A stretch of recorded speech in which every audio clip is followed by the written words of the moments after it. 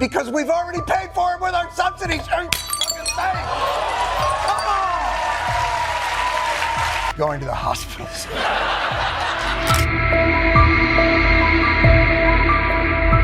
After the show, Governor Musk tweeted, or X'd, I guess, that he would like to come on here and talk to me.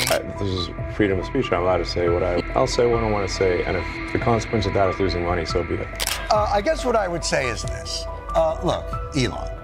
Jon Stewart just did what hardly anyone else in the media has dared to try. He took on Elon Musk head on, and Musk, let's just say he didn't exactly rise to the occasion. Musk's been going on about how he's open to having real, honest debates, but as soon as Stewart actually called him out, Musk started backing off pretty fast. So what did Stewart say that hit a nerve, and why did Musk suddenly shy away? Stewart came back to The Daily Show ready to stir things up. The last time he hosted, he went after Musk's so-called Department of Government Efficiency, basically a rebranding of the DOJ, poking holes in the idea that a billionaire, especially one famous for cutting costs and laying off huge numbers of workers, should be the one to decide what's efficient when it comes to running a government. But before diving back into all that, Stewart had a quick personal update to share. Just pick up something from the last time that I was out here. I'd made a bit of a critique of Elon Musk and the Doge program. Let me reset the scene.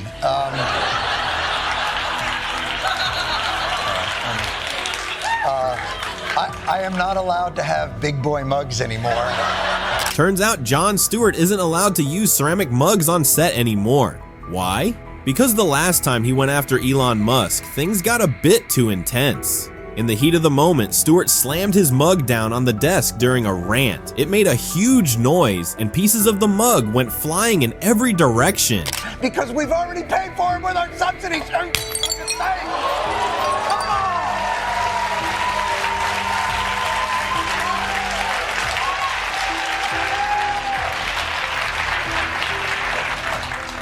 I'll be going to the hospitals. You know, it's important to remember who the real heroes are.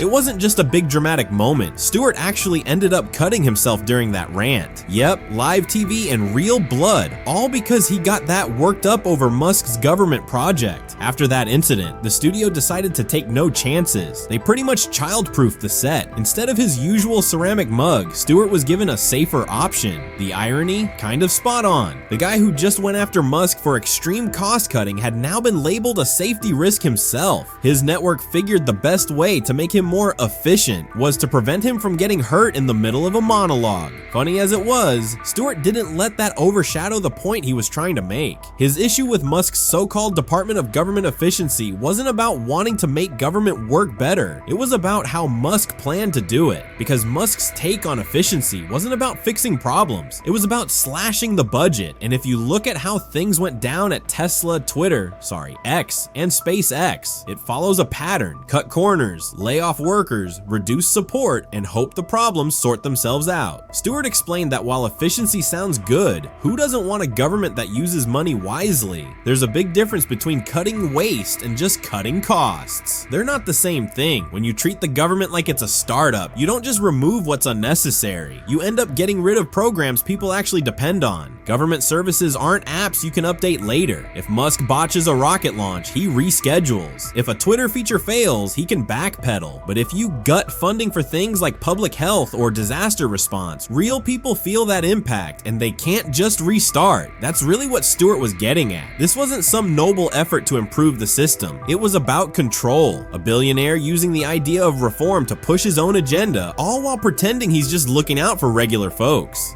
So Stewart called him out. And Musk? He didn't stick around to debate, he bailed. Just like that ceramic mug, his ego cracked under pressure. The only difference? Stewart's crew cleaned up the mess. Musk left his behind and walked away. Then came the twist. Musk demanded an unedited interview. Was that about transparency? Or was it more about controlling the story? He said he was open to a real conversation, but only if it went exactly how he wanted. After Stewart's scathing critique of the so-called Department of Government Efficiency, Musk went on X to say he'd come on The Daily Show, but only if the whole thing aired with 0 edits. So I thought about it, and after a prayerful week with my family. Well, a family. The whole thing was meant to paint Musk as some bold truth teller, someone who's not afraid to speak openly, as long as the media doesn't twist his words. But Stewart wasn't about to let that slide. He didn't just agree to the idea. He practically called Musk's bluff and dared him to follow through. You know, hey, that's actually how the in-studio interviews normally are. Is unedited, so sure. We'd be delighted. Using his usual mix of humor and clear insight, Stewart pointed out that The Daily Show already shares long, mostly unedited interviews online, so Musk's demand wasn't some brave push for transparency. It was more of a built-in excuse, a way to make himself look like a victim before the conversation even took place. And just as fast as he threw out the challenge, he pulled away from it. He then said, after saying I'd like to come on, Jon Stewart cannot be trusted, and that I am a propagandist, and you give me too little credit. The same billionaire who's always complaining about censorship and the mainstream media suddenly decided that Jon Stewart couldn't be trusted to handle an interview. It was a pretty surprising change of direction, and Stewart didn't waste any time breaking down just how weak Musk's excuse really was. So what actually went down? Why did Musk back away from something he claimed to be all for? And what does this tell us about how powerful people like him use the media to control their image? To really understand why Musk backed out, you have to look at his complicated relationship with the press. He likes to present himself as a defender of free speech and open dialogue, but in reality, he's more comfortable when he's the one steering the conversation. He's known for butting heads with journalists, threatening to sue over negative coverage, and even putting limits on how much news users can see on X. His issues with the media aren't just random, they're part of the playbook. Musk knows that the press often holds people like him accountable, especially when big promises don't pan out. So instead of engaging with journalists in a fair way, he paints them as enemies, accusing them of being biased or dishonest. That way, if a story criticizes him, his supporters are already convinced it's part of some bigger agenda. That's why his call for an unedited interview says so much. On the surface, it sounds fair. Who wouldn't want their full words out there, without any tricky edits? But that wasn't really the point. Musk's demand was about maintaining control. If Stewart had said no, Musk could have used it to claim the media was trying to silence him. But when Stewart said yes, Musk lost that angle, and that's exactly the part Stewart was ready to bring to light. Bipartisan, that's just the So, I guess what I would say is this. Look, Elon, I do have some criticisms about Doge. I support in general the idea of efficiency and delivering better services to the American public in cheaper and more efficient ways. And if you want to come on and talk about it on the show, great. If you don't want to, sure. He was named Time Magazine's Person of the Year. That's the cover. Sadly, there's no one left to roll it up and spank him with it. Maybe Elon will do it for him. I don't know.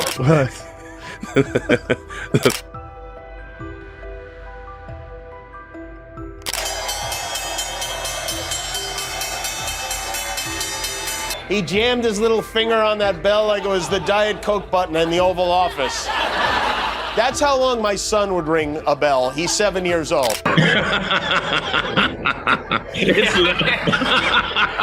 2024 was a memorable year for comedy, and Jimmy Kimmel stood out as one of the top highlights. His show provided some well-timed humor during a year filled with serious moments. One of the most talked about events was Kimmel's final episode, where he took on Elon Musk. Musk is known for reacting strongly to jokes about him, so how did he respond to Kimmel's pointed humor? Let's take a look at how things went down when Jimmy Kimmel went after Elon Musk, and how Musk took it all in stride. The guy who paid people $1 million a day to vote for Donald Trump is calling me a propaganda puppet.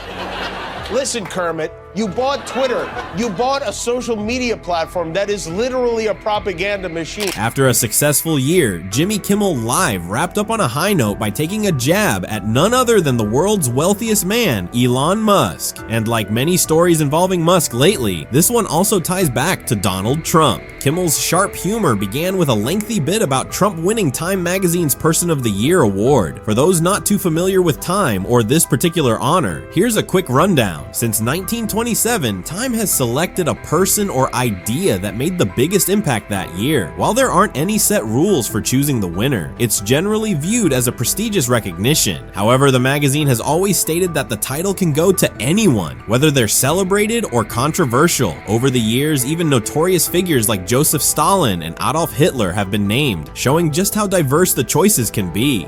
Trump has had a rocky relationship with the award, often voicing his displeasure when he felt he deserved it but didn't win. But in 2024, the tables turned. After winning the 2024 election, he was named Time's Person of the Year. The announcement sparked global debate, but no response was louder than Jimmy Kimmel's. Donald Trump, who got yet another early Christmas gift today. He was named Time Magazine's Person of the Year. That's the cover.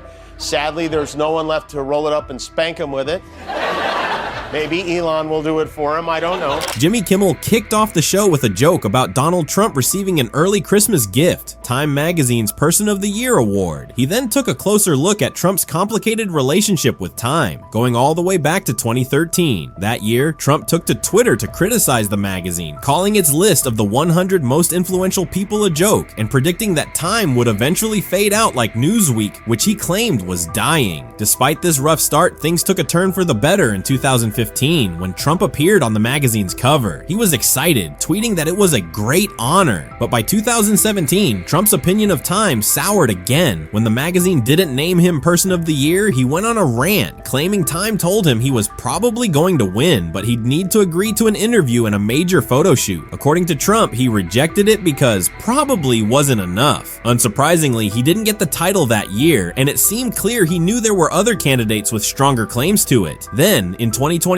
things took a different turn. After surviving an assassination attempt and winning the election, Trump once again secured the Person of the Year title. This time, instead of tweeting about it, he celebrated by ringing the bell at the New York Stock Exchange. Kimmel walked through Trump's entire history with Time, delivering punchlines throughout. But in an unexpected twist, one of those jokes ended up targeting none other than Tesla CEO Elon Musk. Elon Musk, who this morning tweeted, Kimmel is an insufferable nonsense propaganda puppet, which at least my children like me, you know, it's...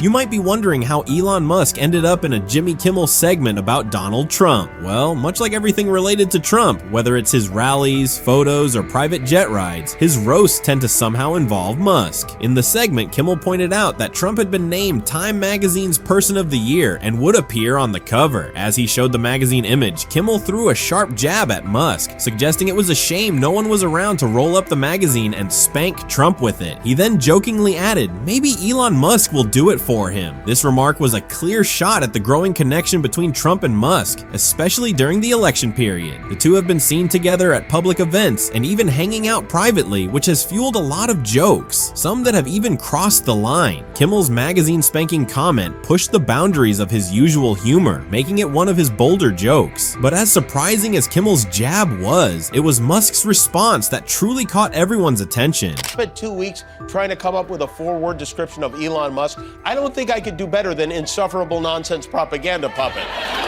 This guy's...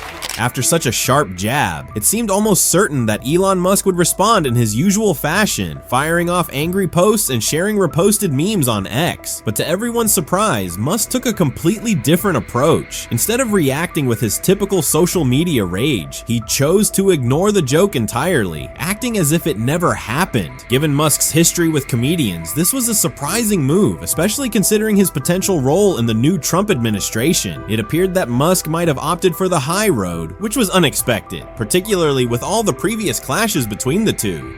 If you're not familiar with the history between Jimmy Kimmel and Elon Musk, there's a lot to catch up on, but don't worry, we've got you covered. The guy who paid people $1 million a day to vote for Donald Trump is calling me a propaganda puppet. Before this recent incident, Elon Musk and Jimmy Kimmel were no strangers to public disagreements. Kimmel seemed to be one of the few comedians who could consistently rile Musk up, with dozens of tweets aimed at the late-night host. It was clear that their relationship wasn't the best, and one of the most notable examples of this tension occurred after the November election. When Donald Trump was declared the winner, Kimmel used his show to express how disastrous the night was for women, children, immigrants, healthcare, journalism, justice, Social Security, NATO, and many many other issues. Musk, who had been a strong Trump supporter, didn't take kindly to these comments. Under a clip of Kimmel's remarks, Musk didn't hold back, calling the comedian an insufferable nonsense propaganda puppet. We're all familiar with Musk's short fuse, but this public outburst was unexpected, especially considering he had once been a guest on Kimmel's show.